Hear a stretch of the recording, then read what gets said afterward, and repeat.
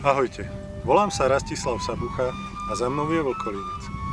Ročne ho navštívia tisícky ľudí, ale málo kto asi tuší, že Vlkolínec a jeho okolie vyzerali kedysi dávno ináč.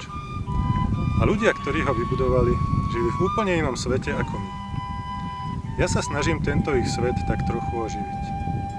Ak vás tento môj projekt zaujíma, pozývam vás teraz na chvíľu k sebe.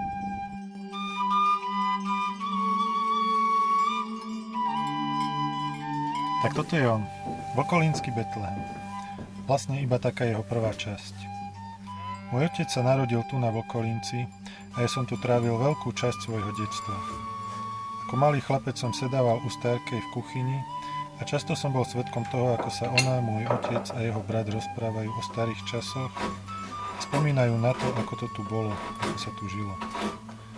Mne sa postupne začal v mysli tvoriť až taký živý obraz tej doby, ako keby som tie ich spomienky sám zažil, ako keby som bol nejakým spôsobom súčasťou toho sveta.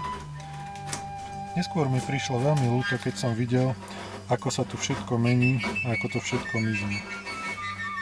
Preto, keďže som umelecký rezbár, som si zaumienil, že vytvorím veľký plastický obraz toho ich sveta, aby návštevníci Vlkolínca nevideli iba tie dreveničky, ktoré tu ostali, ale aby mohli pocítiť trochu viac tej atmosféry, v ktorej žili naši predkovia. Túto prvú časť som vyrezával zhruba 14 mesiacov a vtedy som tomu venoval skoro každý deň. Ale postupne pribúdalo stále viac iných povinností a mal som stále menej času.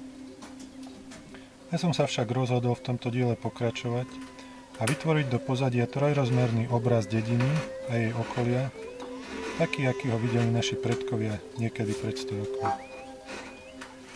Preto som sa rozhodol osloviť vás, ktorým nie je ľahostajná kultúra našich predkov a ste ochotní prispieť na dobrú vec. Moja starka sa žiaľ dokončenia tohto diela nedožila, ale jej spomienky na svet, v ktorom žila, môžu aj vďaka vášmu príspevku žiť naďalej. Ďakujem a teším sa na stretnutie s vami tu vo Vlkolínskom Betleheme.